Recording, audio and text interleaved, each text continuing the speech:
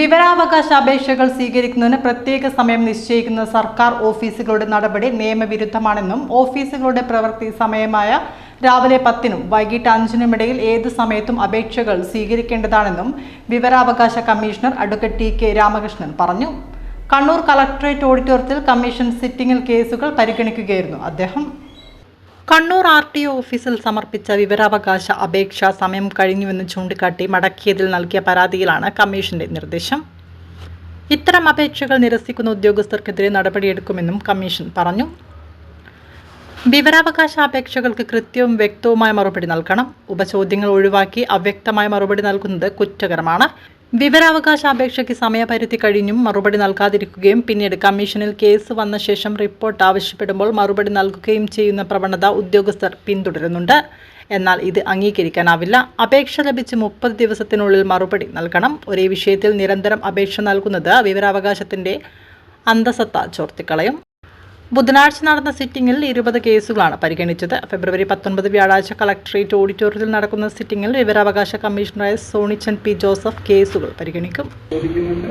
അത്തരത്തിലുള്ള കാര്യങ്ങൾ പലപ്പോഴും കാണുക, ചോദ്യങ്ങളും ചോദിക്കുന്നത് ഉദ്യോഗസ്ഥർക്ക് മനസ്സിലാവും. അല്ലാതെ അവരിതുകൊണ്ട് ബുദ്ധിമുട്ടി വിളിച്ചാലും വരില്ല, എന്താണെന്ന് അറിയില്ലാത്ത അവസ്ഥ ഉണ്ടാവരുത്.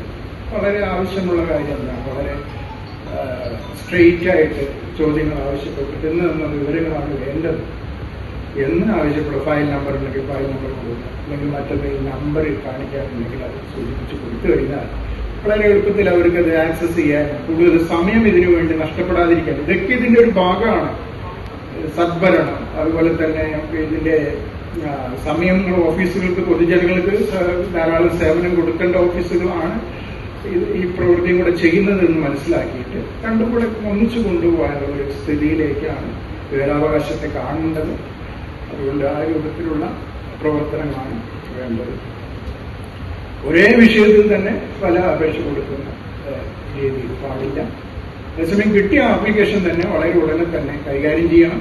പിന്നെ ഇതിന് സമയം വച്ചുകൊണ്ട് ഇത്ര സമയം വരെ ഞങ്ങൾ സ്വീകരിക്കുള്ളൂ എന്ന് പറഞ്ഞാൽ അത് വിവരാവകാശ നിയമപ്രകാരം അംഗീകരിക്കാൻ കഴിയുന്നതല്ല. ഇപ്പൊ പുതിയ സർക്കുലറൊക്കെ ഇറക്കിയിട്ടുണ്ട്. 2 മണി വരെയാണ് ഞങ്ങൾ ഈ ഓഫീസിൽ അപേക്ഷകളും ബാക്കിയൊക്കെ തന്നെ സ്വീകരിക്കുന്നത്. അതുകൊണ്ട് ഇത് സ്വീകരിക്കില്ല എന്ന് പറഞ്ഞാൽ അങ്ങനെയുള്ള ഒരു സർക്കുലറിനൊന്നും തന്നെ കേന്ദ്ര പാർലമെന്റ് പാസ്സാക്കിയ നിയമം, എന്നാൽ overriding effect of the law in section 22 of the RTI act